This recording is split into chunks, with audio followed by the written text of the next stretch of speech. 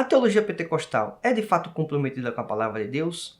O pentecostalismo ele é influenciado quanto à sua doutrina e conduta normativa em virtude de elementos e experiências pessoais? A Bíblia traz uma série de elementos que apontam a sua inerrância e infalibilidade. Temos elementos internos e externos. Hoje vou trazer como suplemento os elementos externos. Então, se você quer aprender muito mais sobre esses assuntos, acompanhe hoje.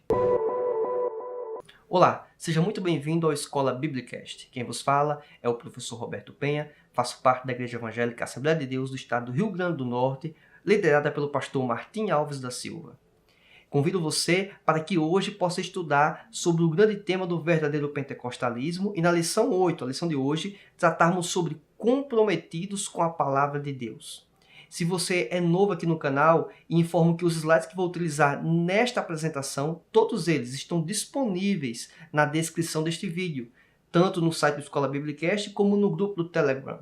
Lá no Telegram não tem apenas os slides, mas também tem suplementos via áudio ou vídeo, a depender da lição. Então, questões que surgem aqui no próprio comentário do YouTube ou até mesmo no Instagram, eles têm respostas ou comentários suplementares dentro da plataforma do Telegram. Lembrando que este grupo do Telegram ele é apenas para a finalidade da EBD e apenas eu falo. Então é um grupo gratuito e que tem um conteúdo direcionado apenas para as aulas da Escola Bíblica Dominical. Então não se preocupe, você não vai ter uma série de mensagens que têm vertentes ou informações que são alheias à Escola Bíblica Dominical. Vamos para a nossa aula de hoje. Estamos avançando aqui, já estamos na lição 8 desse trimestre e vamos tratar aqui sobre o comprometimento com a palavra de Deus. Alguns podem questionar se o elemento da interpretação quanto às escrituras sagradas do pentecostalismo ele pode ser divergente do que é, digamos, considerado em outras tradições eclesiásticas de cunho protestante. É importante mencionar que essas distinções ou essas diferenças não existem, certo? Do que você entende como ortodoxia, quanto à interpretação da Bíblia Sagrada. Mas de antemão, antes de entrarmos pormenorizado nas lições bíblicas, eu quero trazer para você aqui 7 subsídios que vou apresentar ao longo desta lição. Isso mesmo, 7 subsídios. Primeiro deles, 7 informações gerais da Bíblia, o que é epígrafe, epígrafes erradas na tradução Almeida Revista Corrigida, que é a tradução muito utilizada nas Assembleias de Deus, e na lição bíblica que nós utilizamos é tratada como a tradução oficial, então tem erros nas epígrafes. E aí, isso quer dizer que é erro na Bíblia? A gente vai chegar já nessas questões, certo? Existem os manuscritos originais? É uma pergunta que sempre aparece aí todo aluno de EBD. O documento original, o que foi escrito pela pena de Paulo, de Pedro, dos grandes apóstolos e dos profetas do Antigo Testamento, isso está ao nosso alcance? É uma questão importante. A confiabilidade do Antigo e do Novo Testamento. Vou tratar aqui de elementos externos a essa confiabilidade, ou seja, vamos além do que diz o próprio texto bíblico. Não o texto bíblico dizendo que ele é a verdade ou que ele está correto. Vamos para elementos fora do texto bíblico, isso mesmo. Vamos trazer aqui um suplemento muito diferenciado. Isso aqui vai enriquecer muito a sua aula de escola dominical. A questão 7, né, a lição 7, o item 7 que vou apresentar aqui nesses subsídios, são 5 questões que consomem muita energia e que são pouco ou nada relevantes. Isso mesmo, o texto base da lição bíblica traz isso como pano de fundo e quer trazer aqui para nosso contexto contemporâneo 5 elementos. Esse subsídio vai estar ao final da exposição da lição bíblica. Então, recomendo que você acompanhe de ponta a ponta esta aula, para que você, além de ter o comentário da lição bíblica, você possa aproveitar cada um desses 7 suplementos, em específico, esse último aqui que vai ser, digamos, a cereja do bolo da sua aula de Escola Bíblica Dominical. E você que é aluno engajado, certamente vai ter aí um conteúdo muito bom para que você possa apresentar, discutir na sua sala de escola dominical, caso, obviamente, o professor dê espaço para este momento, tá certo? Vamos avançar um pouquinho? Aqui no textual temos o seguinte: bem-aventurados os que ouvem a palavra de Deus e aguardam, Lucas capítulo 11, versículo 28. A verdade prática diz assim: a autoridade divina da Bíblia deriva da sua origem em Deus, e isso por si só encerra a suprema autoridade das Escrituras como plena e total garantia de infalibilidade. As leituras diárias constam aqui em uma série de textos bíblicos no Antigo Testamento, como também no Novo. Não vamos entrar aqui nesses textos bíblicos pois entendo que você vai ter como ler eles e fazer o seu estudo durante a semana e, obviamente, antes da lição bíblica, certo? A leitura bíblica em classe se encontra em 2 Timóteo, capítulo 2, do versículo 14 ao 19, e em 2 Pedro, capítulo 1, do versículo 20 e 21. Essa leitura bíblica também muito proveitosa. Vamos estudar aqui um pouquinho desse contexto na lição de hoje, certo? Principalmente o texto de Timóteo. Temos aqui, introduzindo a lição, os objetivos. Temos o objetivo geral seguinte: demonstrar o nosso compromisso com a palavra de Deus. E quando fala aqui o nosso compromisso, está se referindo à questão da teologia pentecostal, do pentecostalismo, que é o tema geral desse trimestre. Objetivos específicos temos afirmar a autoridade da Bíblia, mostrar o zelo pela boa doutrina e pontuar os cuidados quanto aos modismos. No tópico 1, temos aqui a autoridade da Bíblia. No subtópico 1, temos só a Escritura. É um dos lemas da Reforma Protestante. E é importante mencionar, a sua escola dominical, dar uma ênfase no seguinte elemento. Alguns, quando vão discutir ou falar sobre a Bíblia, geralmente fazem algumas afirmações que são bastante equivocadas. A primeira delas é dizer que a Bíblia não é parte da palavra de Deus, ou que ela é parte da palavra de Deus. Quando fala que não é parte, já está muito claro o problema. Mas quando fala-se que a Bíblia é parte da palavra de Deus, isso aí é um problema, porque se ela é parte da palavra de Deus, aonde está a outra parte? Ou o que é a outra parte? Quem vai dizer o que é a outra parte? Por isso que algumas religiões, elas apresentam livros complementares, revelações complementares. Por quê? Porque eles entendem que a Bíblia, ela é parte da palavra e que existe outra parte. Aí entra o problema. Uma outra questão também é dizer que a Bíblia contém a palavra de Deus. Então, quando afirma que a Bíblia ela contém a palavra de Deus, também dá margem para a interpretação que a Bíblia contém elementos que não são a palavra de Deus. É como se a Bíblia tivesse uma parte que é revelação de Deus, outra parte não. Isso, inclusive, é uma questão que aparece dentro do meio teológico pelos teólogos liberais, que começam a relativizar e dizer aquilo que é de fato ensinamento de Deus e aquilo que é uma intervenção humana. Perceba que quando alguém está, digamos, querendo se desviar ou desviado já da fé, na verdade, ele geralmente pega textos bíblicos e começa a dizer que textos bíblicos, na verdade, não foram inspirados. Começa a dizer que Paulo, naquele momento, estava com raiva quando escreveu isso, que Paulo falou aquilo porque era machista. O pessoal começa a criar uma série de contextos para tentar, obviamente, inviabilizar parte do texto bíblico. O que quer dizer isso? É a pessoa assumindo que a Bíblia não é a palavra de Deus na sua íntegra, na sua integridade, e sim que ela é, na verdade, uma parte desta palavra. O problema é quem é a pessoa que vai determinar o que é parte da palavra de Deus e o que não é parte da palavra de Deus. Perceba que, por mais que entrássemos nessa discussão, isso aí viraria um problema imenso para a igreja e para a doutrina teológica, para a teologia pentecostal, ou a teologia reformada, ou a teologia bíblica como um todo. Então, é uma discussão vazia entrar nessas questões de querer determinar aquilo que foi Deus que falou e aquilo que não foi inspiração divina. Na verdade, a Bíblia diz que toda a Escritura é divinamente inspirada. Ou seja, não existe parte daquilo que não seja inspirado. Até mesmo os relatos de coisas erradas e negativas, aquilo teve uma inspiração sim de Deus para que aquilo fizesse parte do Escrito Sagrado, para que servisse de ensinamento para mim e para você, para que refletisse o que ocorreu naquele momento.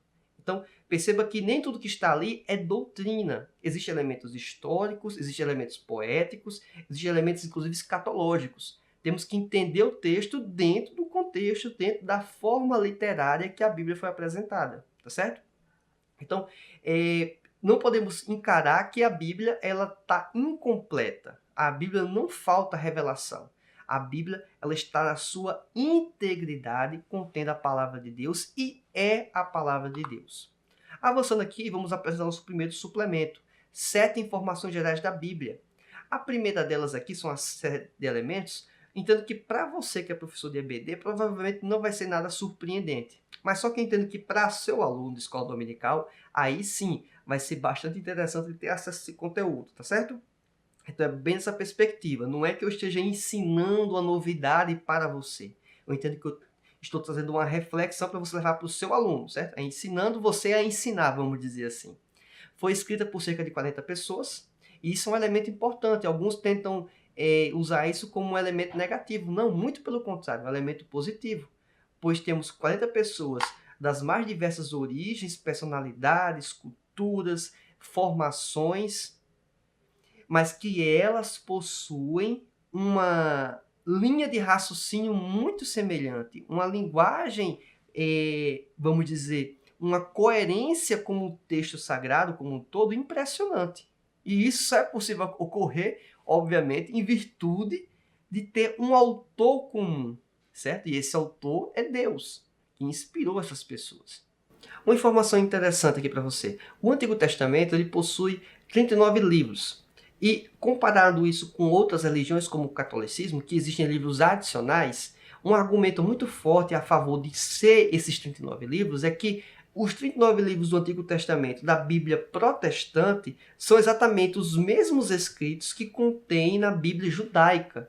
Por mais que na Bíblia judaica ela esteja numa organização distinta, inclusive vários livros de profetas menores juntos em apenas um livro, mas a disposição do texto bíblico é a mesma, não há distinção, certo? Então é um elemento muito forte de entender que a Bíblia nossa do Antigo Testamento, ela é a mesma Bíblia do Antigo Testamento, ou a Bíblia judaica que os judeus utilizam, certo? O Novo Testamento é composto por 27 livros, certo? Os livros não estão organizados em ordem cronológica, por mais que dá inicialmente essa sensação, porque o livro de Gênesis trata do início das coisas e o Apocalipse do final das coisas, dá a sensação que parece que existe uma ordem cronológica, mas na verdade isso não existe, certo? A Bíblia foi organizada de acordo com o interesse do próprio Deus, obviamente dirigindo as pessoas que organizaram este livro nesta ordem, mas obviamente com a supervisão e orientação do próprio Espírito Santo.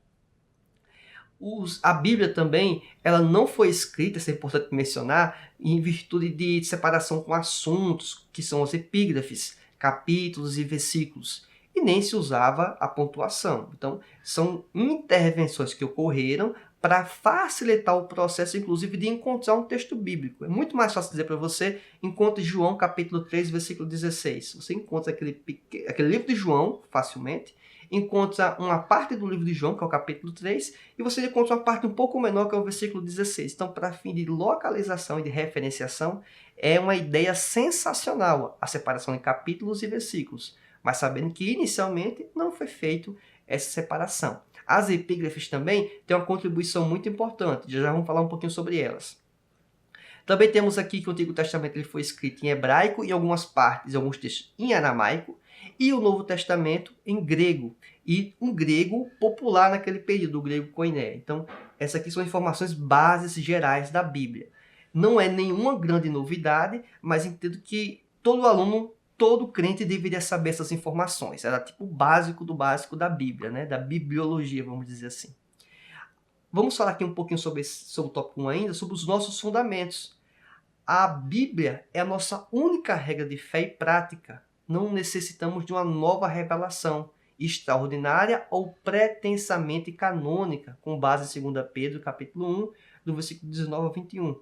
Esse trecho aqui é da nossa declaração de fé das Assembleias de Deus, certo? Um documento que existe, obviamente amparado nas Escrituras Sagradas, que disciplina ou apresenta o que pensa a Assembleia de Deus do Brasil, certo?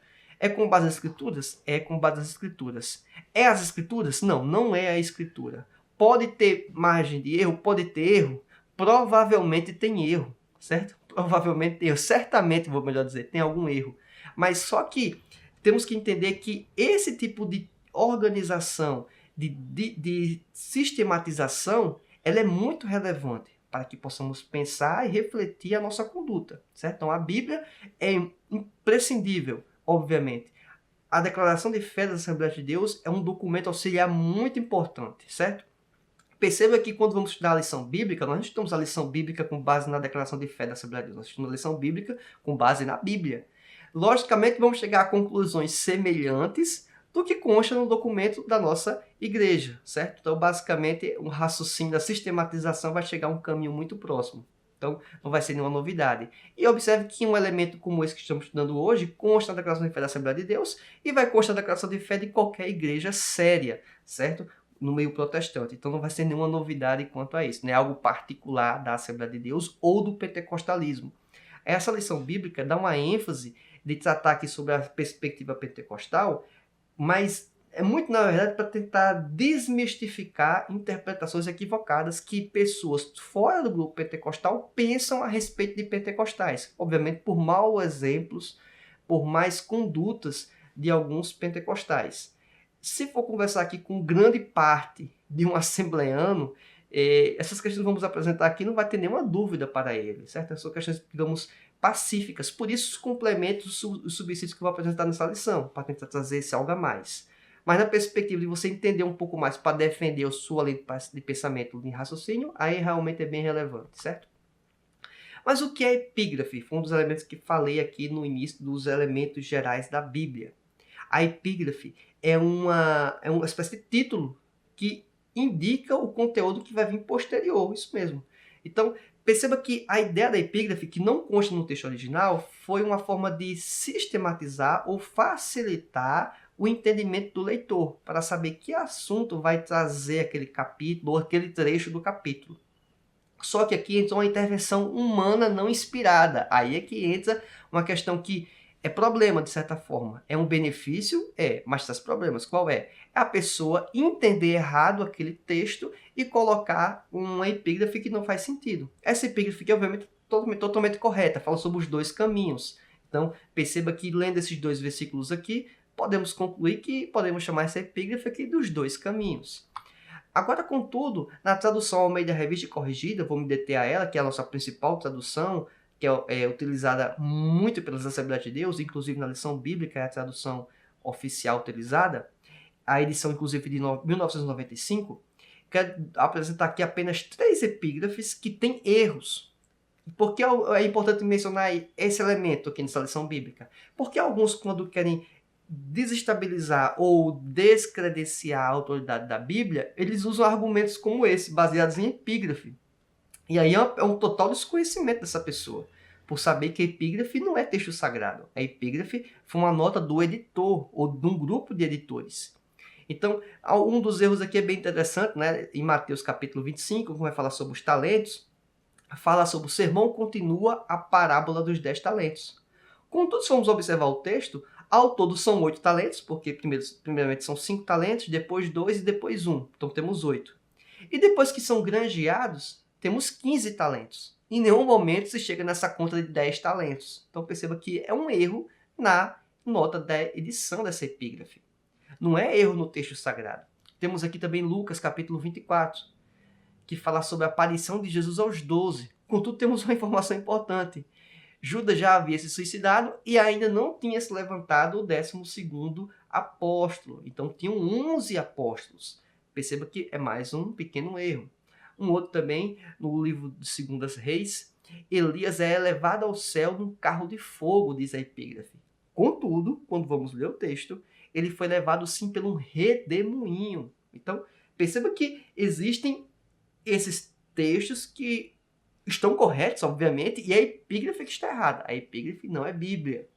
Alguém pode dizer assim, professor, mas será que não é muito aprofundado para levar para um aluno de escola dominical? Entendo que absolutamente não é complicado. O importante é você explicar o que é uma epígrafe, mostrar uma epígrafe na Bíblia para ele, como fiz aqui nessa imagem, certo? É um trecho da Bíblia aqui. Inclusive, quando eu fiz a foto, pegou parte do fundo da folha por trás da Bíblia, né? Aquela Bíblia de papel fininho, quase que transparente, apareceu. Então, é mostrar para ele dentro da realidade dele. Ele vai entender isso absolutamente, como capítulo e versículo, certo? E isso não vai descredenciar de qualquer forma o que é a importância da Bíblia. Uma outra pergunta que aparece também é sobre vamos dizer, se existem os manuscritos originais da Bíblia. Pois assim, como assim? A gente está falando sobre um documento, um texto, um livro, que é com base em escritos. Só que esses escritos, e é bom deixar claro isso para os seus alunos, eles não foram encontrados até hoje os originais. Pode ser que até exista? Pode, mas ainda não foi encontrado. Provavelmente esses textos já se perderam, ou seja, foram destruídos praticamente em virtude, inclusive, do tempo. Contudo, Existem muitas cópias das cópias. Cópias desses documentos. Mas são uma abundância impressionante.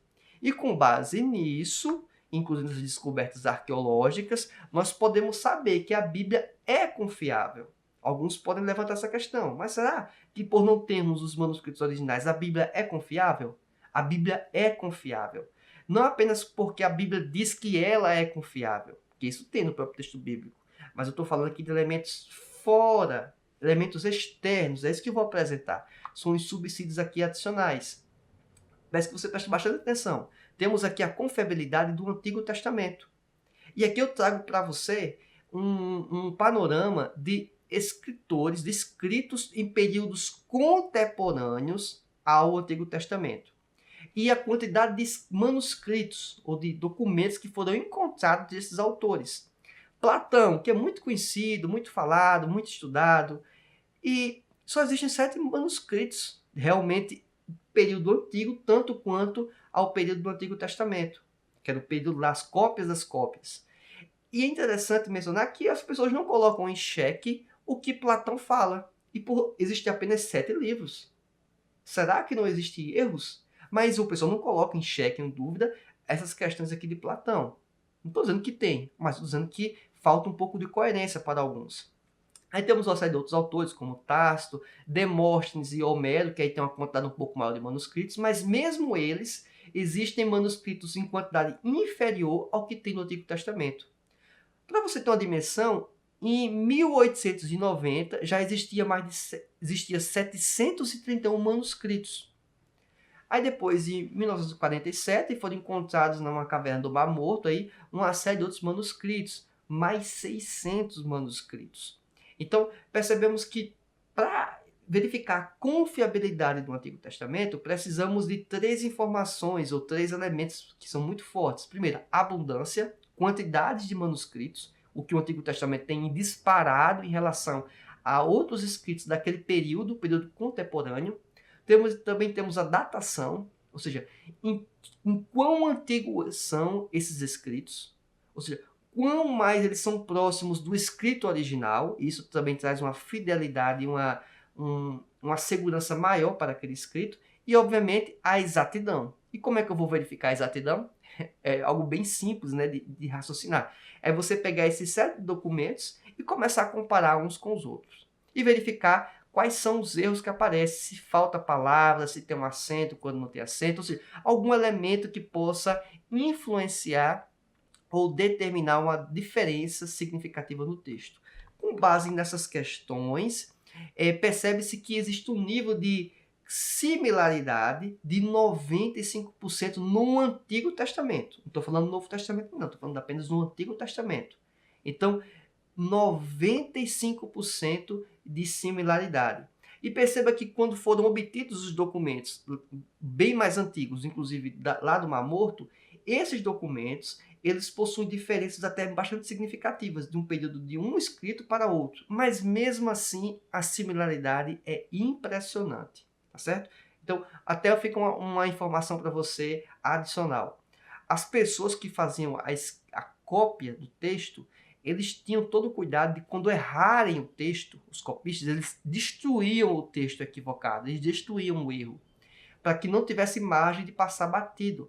Então, por isso que diminui bastante o risco de textos equivocados. Porque quando o copista percebia o erro, ele não fazia um remendo no texto, ele destruía o texto.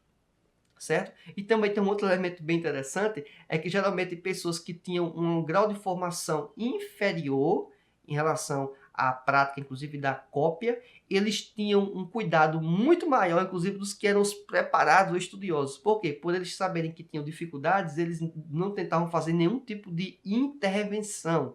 Porque imagina só, uma cópia da cópia da cópia começa a virar quase que um telefone sem fio. Mas por que esse tipo de erro não permanecia ou não continuava? Porque o copista, quando percebia, destruía, e quando a pessoa que fazia a cópia, ela tinha o cuidado de não querer fazer nenhum tipo de intervenção. Então, qualquer tipo de erro, ele era minimamente, digamos, passado adiante. Então, basicamente, é esse o raciocínio. E quando eu falo erro, uma coisinha de uma palavra ou outra, não é uma mudança do texto. Então perceba que esse nível de similaridade é algo muito positivo, tá certo? Esse percentual. E aí, nos pergaminhos do Mar Morto, né, foram encontrados aí uma abundância de textos, exceto o livro de Esté. Inclusive alguns livros datados do século III a.C., que alguns também tentam estabelecer que a ideia da Bíblia foi criada posteriormente ao próprio Jesus. Inclusive, as profecias quanto à vinda do Messias. E a gente percebe que tem livros datados confiadamente, ou seja, com uma perspectiva científica, que mostram que são antes da vinda de Jesus. Então, tem livros comprovadamente datados, escritos, né? A cópia da cópia, escrita antes de Jesus, que dizia que Jesus viria. Então, e Jesus veio. Então, perceba que temos um elemento externo muito importante. Então, essa aqui é uma informação bem interessante. A confiabilidade do Novo Testamento.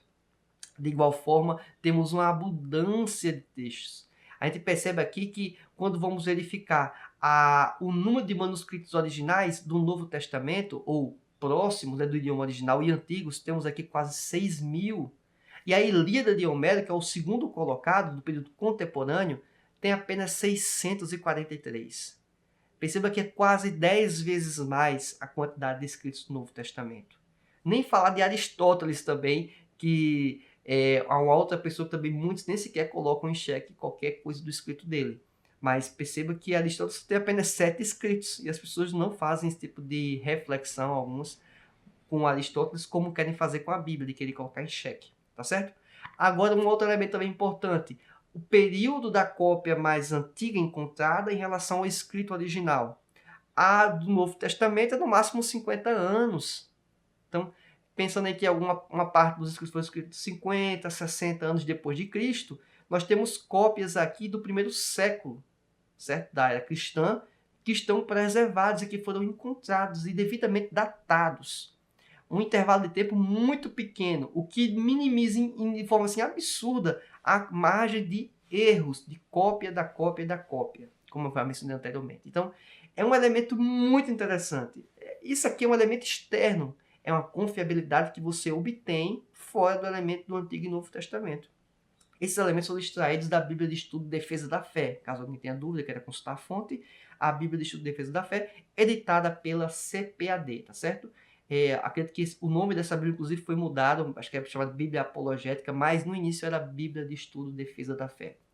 E aqui temos outros livros escritos de período contemporâneo do Novo Testamento, mas que as cópias mais antigas encontradas, a que chega mais próximo, é a Ilíada de Homero, que é 500 anos depois. Então, perceba a diferença, né? Então, é só ficar essa informação. Também, aí partindo para a ideia da exatidão, temos uma similaridade de 99,9% dos escritos. Quando você compara esses quase 6.000 escritos, compara um ao lado do outro, você percebe que existe um nível de similaridade beirando os 100%, tá certo? E a própria Bíblia de Defesa da Fé apresenta que a maior exatidão conhecida para qualquer livro do mundo antigo é o Novo Testamento. Então não tem nenhum parâmetro próximo. A Bíblia é o parâmetro, inclusive, de datação. Um outro elemento também que apresenta-se no tópico 1 é que, falando sobre a autoridade da Bíblia, é que não somos deístas. E a ideia do deísmo é de um Deus que criou o homem, criou o universo e que deixou ele à sua própria sorte, e que ele não é um Deus pessoal, ou um Deus que intervém, é um Deus que se revela para o homem. E não é isso que a Bíblia apresenta, não é isso que o pentecostalismo prega. O pentecostalismo crê que Deus ele atua nos dias de hoje, ele se revela para o homem nos nossos dias. Um outro elemento que devemos também considerar é entender que o tratamento ou orientação pessoal de Deus para com a pessoa, para comigo, para com você, não pode servir de doutrina para todos, que ele fez aqui em vermelho, para que esse tipo de erro que acontece sim, e não apenas no meio pentecostal, é bom deixar isso claro, acontece em outros meios também, mas se fôssemos analisar e fazer um recorte, parece ser mais comum no meio pentecostal mesmo. Mas isso não revela ou não diz o que crê o pentecostalismo clássico, o que consta inclusive no documento, o que consta nas declarações de fé da Assembleia de Deus, tá certo? E também qualquer pessoa sensata que estuda as Escrituras Sagradas não vai chegar numa conclusão dessa, tá bom? Deixar isso bem claro. No tópico 2, vamos falar sobre o zelo pela doutrina. O item 1 fala sobre ensino ou instrução. Basicamente, ele é de doutrina, quer dizer ensino. E a doutrina deve sim repercutir na vida prática. A repercussão da doutrina na vida prática, da ortodoxia na vida prática, é geralmente chamado, inclusive, um termo mais teológico, de ortopraxia. Ou seja, é eu ter a conduta correta com base na doutrina correta. Não basta apenas conhecermos a doutrina, temos que ser praticantes desta doutrina. É esse o parâmetro. É isso que quer dizer zelo pela doutrina. Eu devo ter o cuidado de preservar essa doutrina e de aplicar essa doutrina, de viver a doutrina. Ter uma doutrina no papel, uma doutrina num documento da Declaração de Fé da Assembleia de Deus e não ter uma repercussão prática, ou ter um documento que é a Bíblia Sagrada que diz o que é certo e o que é errado, e eu simplesmente não sigo isso, então, na verdade, isso não é um zelo pela doutrina, é um desdém pela doutrina, é um desdém pelo ensino. Avançando um pouco mais, no tópico 3 do item 2, a nossa confissão de fé e a Bíblia. É importante dizer que a Confissão de Fé da Assembleia de Deus e qualquer outro documento que trate de confissões de fé e posições doutrinárias não são palavra de Deus, mas sim uma interpretação desta. Inclusive, a própria lição bíblica que estamos utilizando como base, ela não é a palavra de Deus. Ela traz elementos da palavra de Deus e interpretações. A mesma coisa que eu ministrando para com você. Existe erro na minha fala? Pode existir erro na minha fala. Inclusive, é importante que você faça essa avaliação. É importante, inclusive, que você peça para os seus alunos fazerem essa avaliação de você que é professor. Isso mesmo. Pode parecer um pouco estranho, mas deveria ser esse o correto. O apóstolo Paulo ele elogiou, inclusive, os bereanos porque eles tiveram a conduta de comparar o que Paulo falava com o próprio texto bíblico. E observe que era apóstolo Paulo, não era qualquer um. E Paulo elogia essa prática. Avançando um pouco mais, no tópico 3 fala sobre os cuidados quanto aos modismos. O item 1 aqui, que fala de alguns modismos, já mencionei isso, inclusive num vídeo aqui já no canal, que fala sobre o que é o verdadeiro pentecostalismo, com o pastor Cláudio Maia, tratamos um pouco dessas questões. Mas dente de ouro, né? O dente de ouro, talvez, para quem é um pouco mais novo da fé, que inclusive até peguei um período posterior dente de ouro. Mas só vai pesquisando, estudando, né?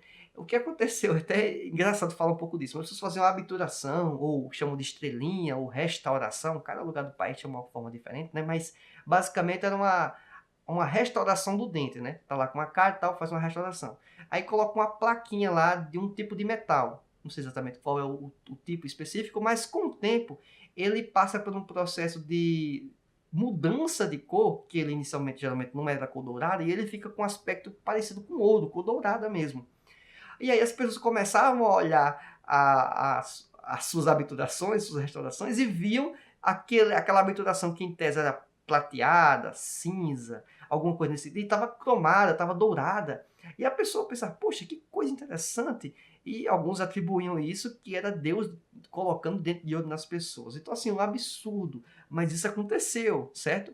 É um problema. Dom da unção também, cai-cai, santo, né? Sopro santo, o movimento do G12, aí teve G12, M12, teve uma série de 12 aí. Mas são movimentos que aparecem que não estão necessariamente ligados às escrituras sagradas, certo? Eles são um elemento, inclusive, filosófico, psicológico, e o pessoal tenta revestir isso de Bíblia, de cristianismo, e traz isso para as igrejas. Isso vira um problema, obviamente.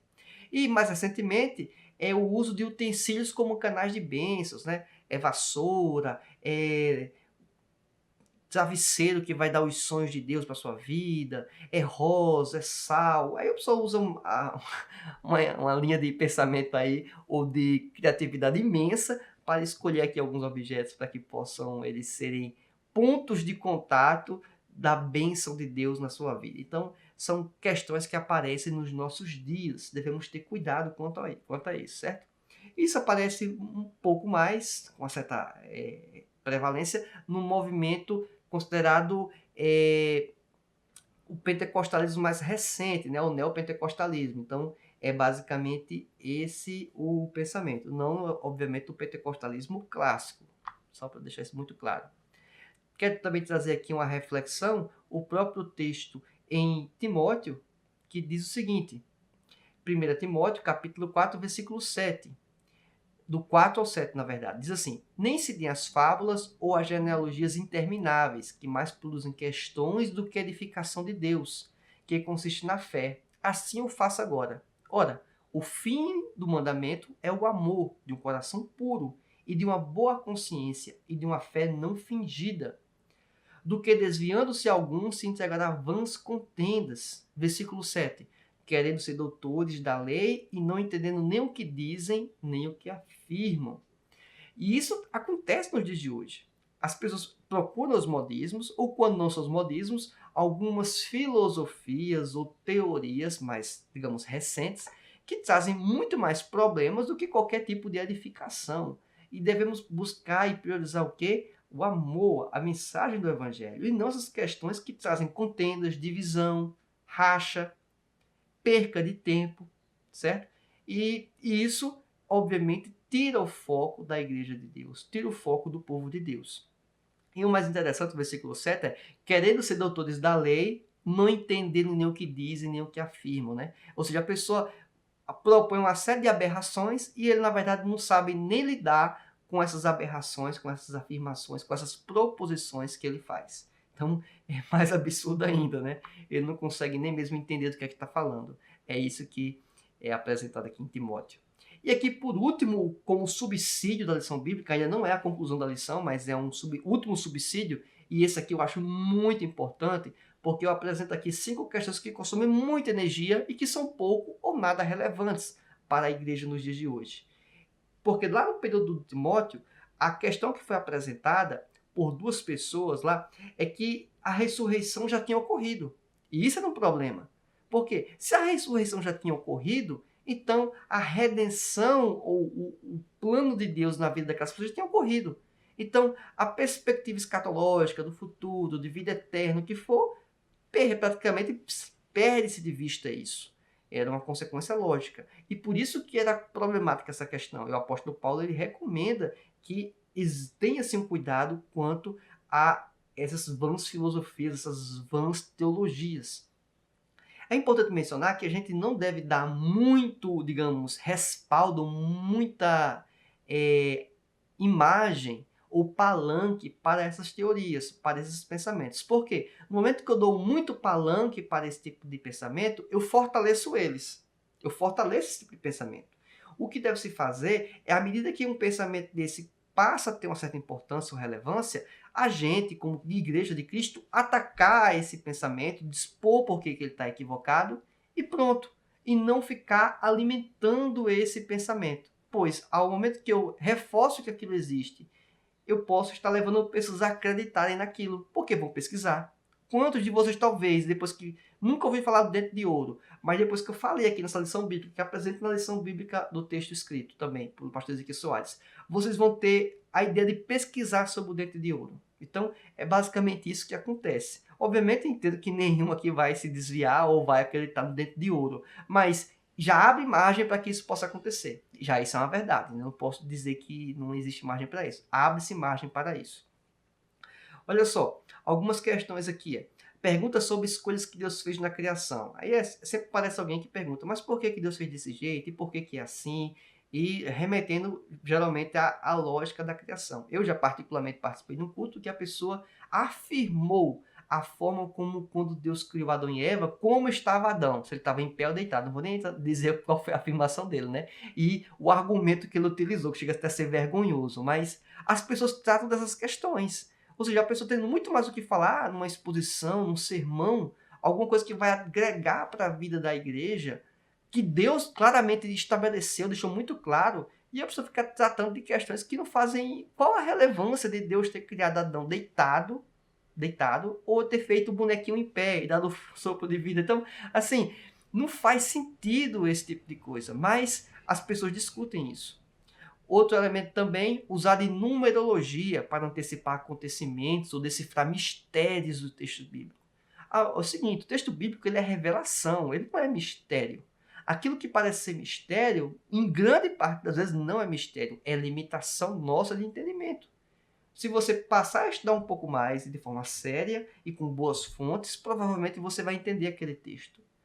Alguns utilizam de elementos, numerologia e códigos e aspectos matemáticos. Isso aí, a Bíblia não tem esse propósito, não foi escrita com essa ideia. Mas alguns tentam procurar e tentam antecipar ocorrências, né, que acontecem nos dias de hoje ou que vão ocorrer com base nesses elementos. Sim, coisas bem absurdas, não vamos entrar em detalhes para não dar para tanto palanque, como já mencionei anteriormente. Mas que isso existe, existe. Terceira afirmação, né, o terceiro elemento que proponho. Se você discorda, se você acha que tem algum mais importante e relevante, comenta aqui no YouTube, no comentário desse vídeo, que você pode estar contribuindo para que outros alunos possam ter acesso a este material, certo? Tentar entender todos os passos e eventos dos acontecimentos do fim dos tempos. Você quer saber passo a passo, cada elemento. Esse é um problema, né? Aí temos questões um pouco mais gerais. As pessoas tentando antecipar ou saber quem será o anticristo. Né? Todo momento, o anticristo falou de tal. Aí depois passa um tempo, não é mais essa pessoa, é a outra pessoa. E aí vai. E como será a marca da besta, né? A marca da besta é o que vai mudando ao longo do tempo, né? Quando alguém tenta adivinhar, mas a marca da besta já foi associada, por exemplo, se vocês saberem, código de barra, né? Código de barra do produto. Isso seria a marca da besta, teria um código de barra. Aí já foi tatuagem, cada um que fala alguma coisa, né? Agora já estão falando que até tem elementos dentro de umas substâncias aí que constam ou que vão ser disponibilizadas para a gente. Então, assim, é as coisas mais absurdas que você pode imaginar surgem nessas questões. Isso é o quê? Nada relevante. É pura perda de tempo, pura perda de foco. Item 4. Discussões sobre usos e costumes, que são simplesmente escolhas humanas. Por exemplo, uso de saia, uso de gravata. É para usar gravata, não é para usar gravata? Em que contexto? Então, assim, são questões que são pormenores. O que tem de importância de gastar energia, discutir, divisão por causa de elementos como esse? Quinto elemento, primazia em questões filosóficas. A pessoa vai trazer filosofia para dentro da igreja. Isso é um problema. Pode discutir filosofia dentro da igreja? Pode, mas dentro do aspecto que compete isso para cunho teológico. Não colocar isso em evidência. A área científica também, né? É importante a gente entender elementos que corroboram para a nossa fé? Mas a gente tem que ter cuidado para que a gente não fique aí dentro de um cientificismo, certo? Perceba que na aula de hoje eu trouxe para vocês elementos de contexto científico, mas aplicado e reforçando o argumento bíblico tal, e pronto. E não vou ficar toda a aula de escola dominical falando sobre elementos científicos. Para isso, tem outros fóruns adequados para isso, certo? Não necessariamente dentro de uma igreja. Esse é o ponto que eu quero deixar muito claro. Política também. A igreja deve saber, sim, sobre política. A igreja deve estudar sobre política. Mas virar uma plataforma de política, tentar defender uma bandeira ideológica, é a pessoa que não entende do evangelho, né? É um absurdo isso acontecer nos dias de hoje. Pois o evangelho não é de direita e nem de esquerda. Alguns querem dizer que o evangelho é de direita, outros querem dizer que o evangelho é de esquerda. Não, o evangelho ele é de direita e de esquerda. O evangelho é para todos. O evangelho não vai ter lado, certo? O evangelho é acima do que é direita e esquerda. O evangelho é acima do que é o centro, certo? O evangelho vai pregar, sim, liberdades individuais. O evangelho vai pregar, sim, aspectos econômicos individuais, mas o aspecto também de cuidado com o próximo, do amparo para o próximo.